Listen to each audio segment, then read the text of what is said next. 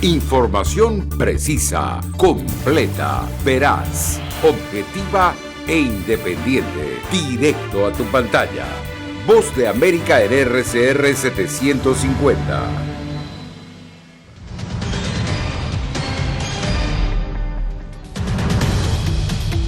Abril marcó otro hito en la migración hacia Estados Unidos, mientras el gobierno Biden sigue buscando llegar al origen del éxodo.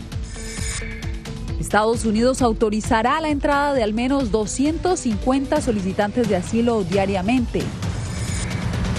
No cesa la violencia en Colombia. Tras 22 días de paro, no hay acuerdo y aumentan los precios y el desabastecimiento. Y disidencias de la guerrilla de las FARC confirman la muerte de Jesús Santrich. Colombia y Venezuela no lo han confirmado.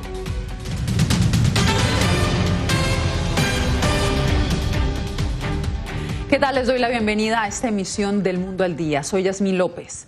Estados Unidos registró en abril un nuevo hito en el número de migrantes que llegan a la frontera sur, una nueva cifra que no se veía desde el año 2000, por lo que la Casa Blanca está reafirmando su estrategia de combatir las causas primarias a través de la cooperación con los gobiernos de Centroamérica. Jorge Agobián consultó sobre este tema a la Casa Blanca durante una entrevista. Jorge, cuéntanos cómo está viendo la administración Biden la situación en la frontera.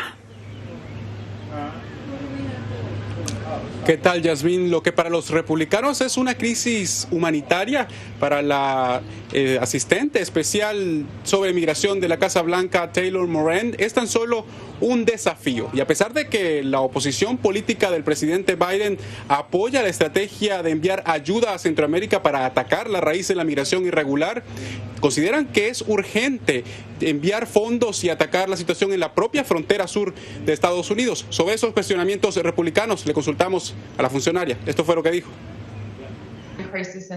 Creo que tenemos una crisis humanitaria en la región que está impulsando a la gente a nuestra frontera. Reconocemos que tenemos un desafío porque no había sistemas establecidos cuando asumimos el mando, pero hemos asumido ese desafío de frente. Puedo decir que estamos enfocados en los resultados y eso es lo que estamos obteniendo. Nuestra primera orden del día fue sacar a los niños de la patrulla fronteriza. Lo hemos hecho. Ahora nos estamos enfocando en el procesamiento de los niños para asegurarnos de que lleguen a sus familias. Ahora estamos enfocados en eso. La funcionaria no dio ningún indicio de un posible levantamiento de todas las restricciones para los migrantes que llegan a la frontera sur para que puedan ingresar al país bajo el título 42, una política instaurada por la administración del expresidente Donald Trump que da luz verde para que puedan deportarse a la mayoría de los migrantes. Esto fue lo que dijo la funcionaria al respecto. Todo lo que puedo decir es que estamos trabajando para que la gente pueda venir a través de caminos legales. Queremos crear más caminos legales, más procesamientos ordenados.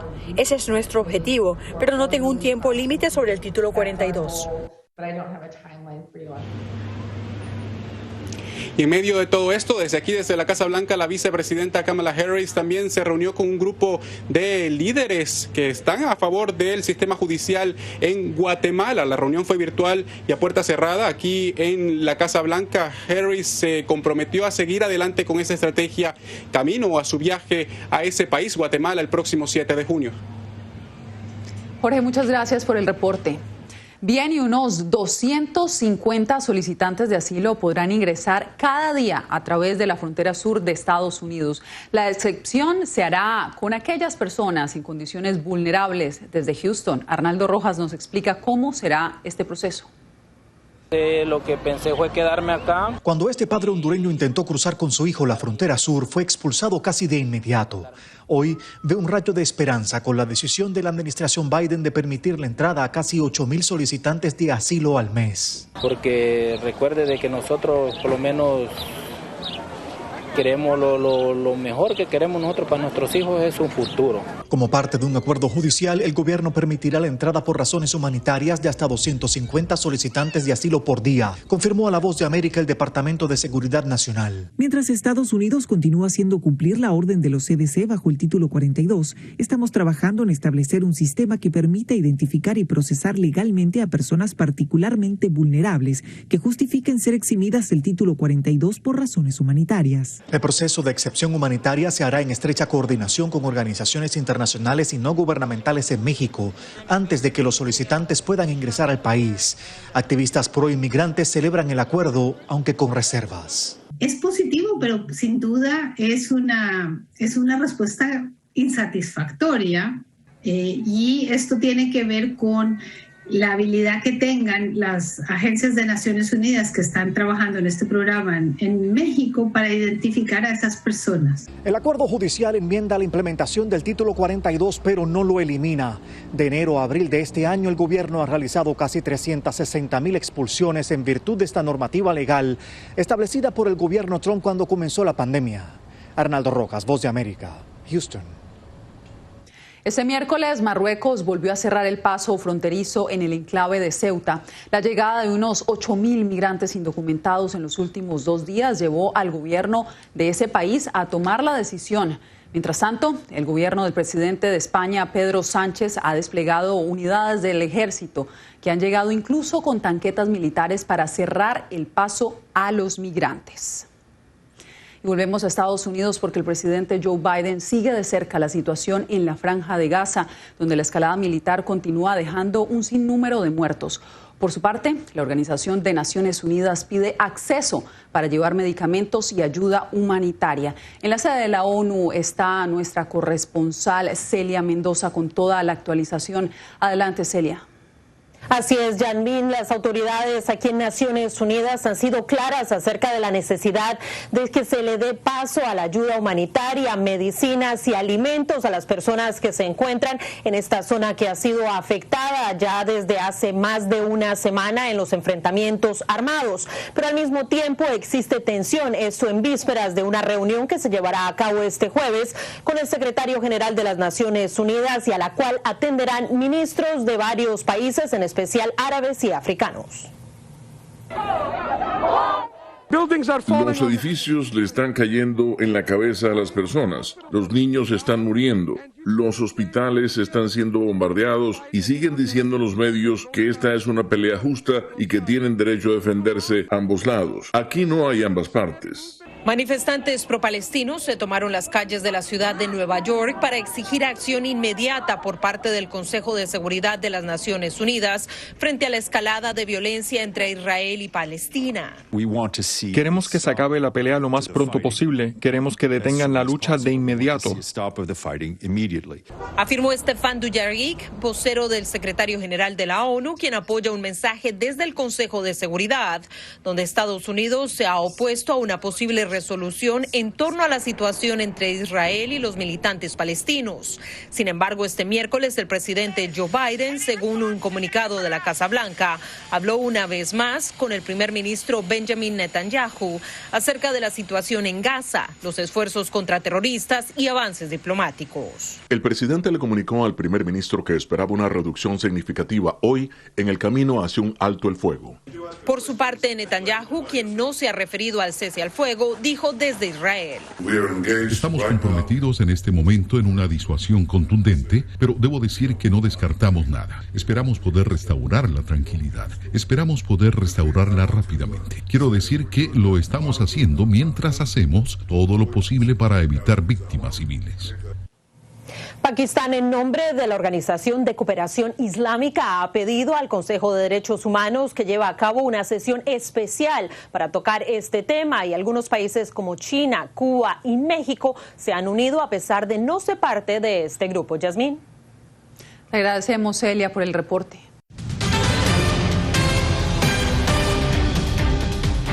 Colombia sigue atravesando una crítica situación tras 22 días de manifestaciones y hasta el momento no se llega a ningún acuerdo entre los líderes del paro nacional y del gobierno de ese país. Por eso vamos a Bogotá, donde se encuentra nuestro corresponsal Yair Díaz. Yair, ¿por qué no se han levantado los bloqueos? ¿Qué es lo que está pidiendo el comité de este paro? Yasmín, en total son 19 los puntos que está pidiendo el Comité Nacional del Paro y se los está exigiendo al gobierno colombiano. El principal es que el presidente de la República, Iván Duque, a través de una alocución pública, debe anunciar que sí se ha presentado abuso policial. Mientras tanto, les vamos a mostrar cómo avanzó esta jornada número 22 de estas movilizaciones. Con muestras artísticas, los colombianos protagonizan una nueva movilización pacífica, luego del fallido intento de negociaciones entre el gobierno de Iván Duque y el Comité Nacional del Paro para una salida a la crisis en el país. Lo que ha respondido el gobierno nacional, no solo a las peticiones, sino en términos de la represión a la movilización pública, persistiremos en dos cosas: grandes movilizaciones, ¿cierto?, pacíficas, muy organizadas, de mucho colorido, y persistiremos en buscar una negociación con el gobierno nacional. Centenares de manifestantes se vuelcan a las calles desde el 28 de abril para protestar contra las políticas económicas y sociales del gobierno colombiano.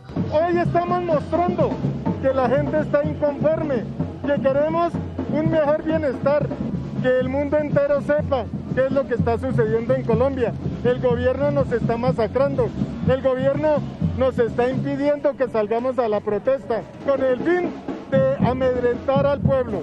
Entre tanto, el gobierno asegura que tiene la voluntad de negociar con los líderes del paro y que muestra de ello es la garantía que da a los colombianos de la protesta pacífica. Estamos seguros que hay buena voluntad para seguir avanzando, estaremos prestos a seguir interlocutando y vamos a garantizar, por supuesto, como gobierno nacional, la movilidad de todos los colombianos. Esperamos entonces que se llegue a un pronto acuerdo.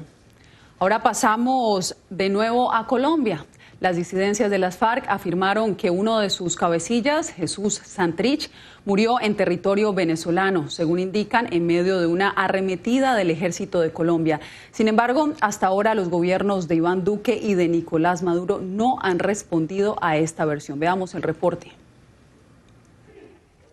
La segunda Marquetalia, como se conoce a la disidencia de las FARC, aseguró que Santrich fue abatido en Venezuela en la serranía de Perijá, en la frontera con Colombia. En el mensaje publicado en su página web se lee textualmente: hasta ese lugar penetraron los comandos colombianos por orden directa del presidente Iván Duque. La camioneta donde viajaba el comandante fue atacada con fuego de fusilería y explosiones de granadas. Esto aún no ha sido respondido por Colombia. Santrich formó parte del acuerdo de paz firmado por las FARC y el gobierno de Colombia, pero en 2019 se desmarcó de ese pacto y anunció que volvería a las armas. Fuentes de inteligencia colombiana afirmaban que el guerrillero se refugiaba en Venezuela, pero las autoridades del país jamás confirmaron esa versión.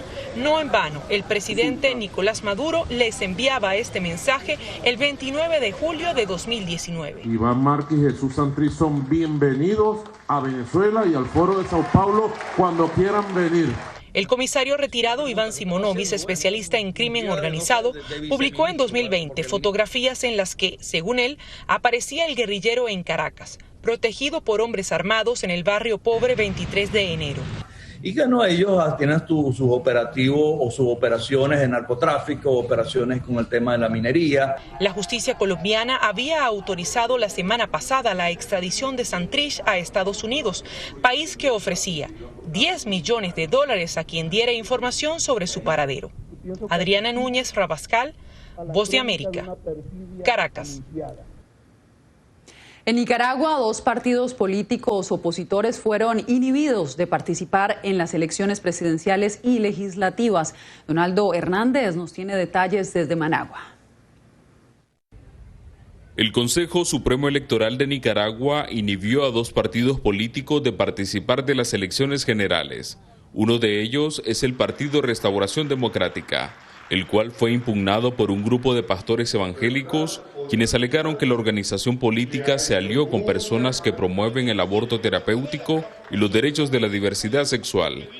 Desesperado, saca del juego al principal oponente que tiene. El otro es el Partido Conservador, la organización política más antigua de Nicaragua. Según su presidente, Alfredo César, el Poder Electoral les canceló la personería jurídica porque su agrupación denunció que no hay condiciones mínimas para participar de los comicios. Verdaderamente vamos encaminados a un fraude masivo el 7 de noviembre. Por su parte, el presidente Daniel Ortega exigió a Estados Unidos respetar el proceso electoral, al tiempo que acusó al embajador Kevin Sullivan de querer entrometerse en las elecciones. Aquí el embajador yankee anda de arriba para abajo, presionando a partidos políticos para que los partidos políticos acepten el candidato que quiere el yankee. Los partidos políticos niegan las acusaciones. Jamás en la vida nos han ni siquiera sugerido quiénes deben de ser nuestros candidatos, ¿verdad? Me parece que eso es una excusa. La semana pasada, el secretario general de la Organización de Estados Americanos, Luis Almagro, advirtió que Nicaragua se encamina a su peor elección posible. Donaldo Hernández, Voz de América, Managua.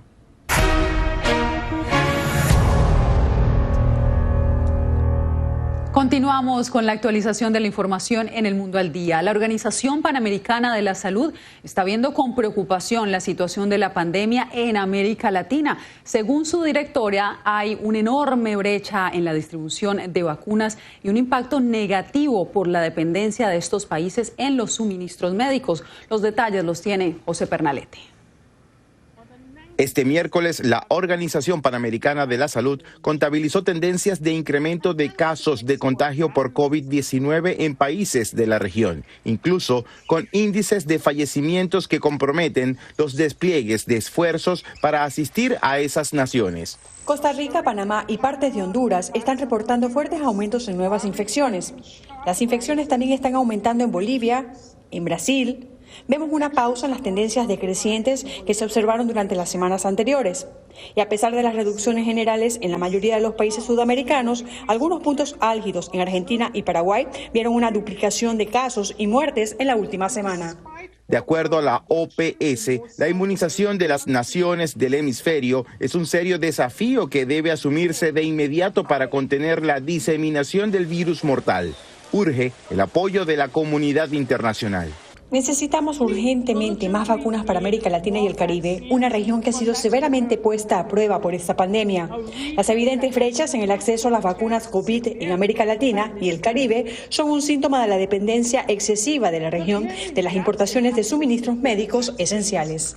Por otra parte, la Unión Europea ha aprobado relajar restricciones en la entrada de extranjeros vacunados a sus países. Los estadounidenses que estén completamente inmunizados podrán visitar ese continente. Esta decisión la asume la Unión tras más de un año de restricciones severas para el ingreso de extranjeros. José Pernalete, Voz de América, Miami.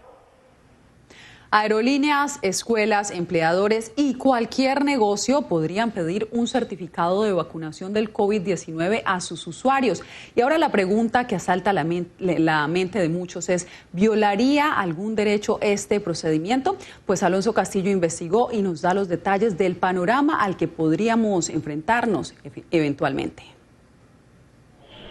En Estados Unidos, para pedir información médica se requiere, en muchos casos, de la autorización del paciente, según lo estipulado en la Ley de Portabilidad y Responsabilidad de Seguros Médicos, conocida como HIPAA por sus siglas en inglés, nos dijo la abogada Claudia Bernal. Son regulaciones que protegen la confidencialidad de asuntos médicos, de atenciones en hospitales, de atenciones en clínicas privadas, de atenciones en todo lo que tiene que ver con el sector de la salud, tratamientos, terapias y todo lo demás. No tiene absolutamente nada que ver con leyes de privacidad en el sector privado. La flexibilización en el uso de mascarillas faciales ocasionó que algunas empresas alrededor del país requirieran certificados de vacunación del COVID-19, que aunque para algunos es una violación de la ley HIPAA, el abogado Jaime Barrón señaló que cuando una persona voluntariamente proporciona la información, se derrumba el argumento. Que yo pueda hacer ciertas preguntas a mis empleados en relación específicamente a esto de la pandemia, sin que caiga a violaciones de privacidad y de discriminación.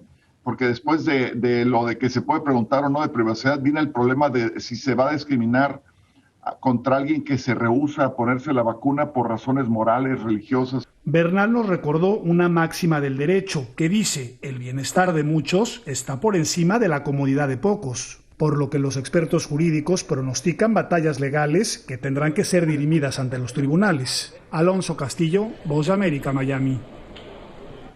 3 hombres de origen peruano se declararon culpables de estafar a miles de hispanos a quienes amenazaban si no pagaban un costoso curso de inglés en Estados Unidos. Laura Sepúlveda nos da detalles. Culpables se declararon 3 peruanos de la operación de centros de llamadas ubicados en su país para estafar a miles de hispanoparlantes en Estados Unidos que quisieran aprender inglés. El Departamento de Justicia en un comunicado señaló: le dijeron falsamente a las víctimas que tenían una obligación contractual de pagar y recibir productos. Además, amenazaron falsamente a las víctimas con procedimientos judiciales, marcas negativas en sus informes crediticios, encarcelamiento o consecuencias migratorias si no pagaban inmediatamente por los productos supuestamente entregados y tarifas de liquidación. Los responsables, quienes se encuentran en prisión, trabajaron en conjunto con más personas, ante lo que la abogada Rosa Alma explica posibles panoramas. Estas personas van a tener doble juicio, un juicio penal y lo más seguro es que una deportación ante un juez de inmigración. La reivindicación de las víctimas, señala, es incierta, más teniendo en cuenta que hay un movimiento internacional del dinero. Y pese a que la verificación de la autenticidad de la empresa es siempre el primer consejo, Ted Rossman de Bankrate.com sugiere una medida adicional a tomar. Ese es un muy buen momento para usar una tarjeta de crédito porque crees que es real, esperas que sea real, pero si algo sale mal, las tarjetas de crédito tienen una mejor protección contra el fraude. Es solo una línea de crédito, no es un acceso directo a su cuenta de registro. Por lo que sugiere evitar pagos en efectivo, en tarjetas de crédito, criptomoneda u otro método normalmente sugerido por los estafadores, garantizando un supuesto mejor precio del producto o servicio ofrecido. Laura Sepúlveda, Voz de América, Nueva York.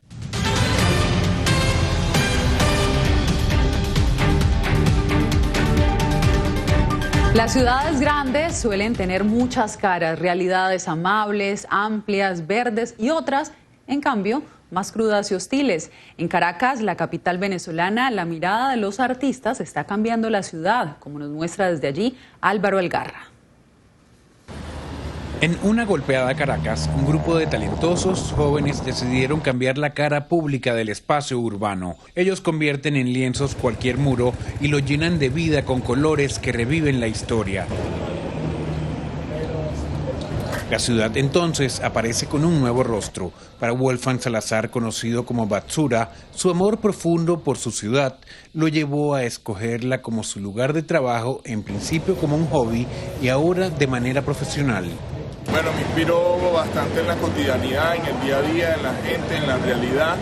Antes de salir a pintar a la calle, salgo a caminar un poco, ver qué es lo que está sucediendo y desde la propuesta trato de plantear un nuevo concepto.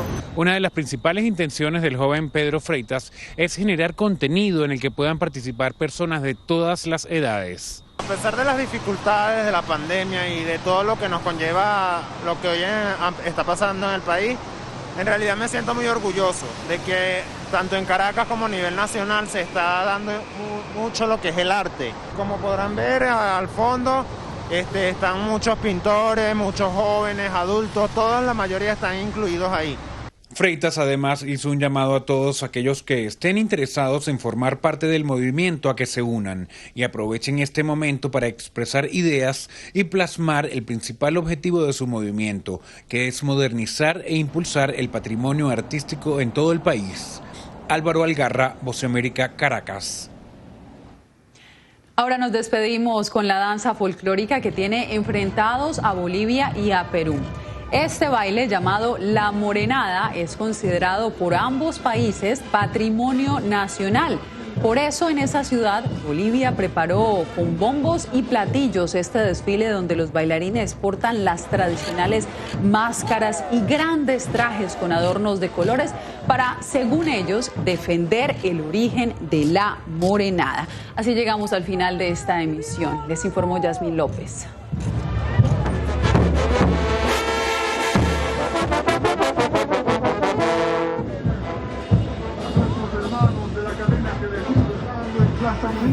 Radio Caracas Radio presentó Voz de América.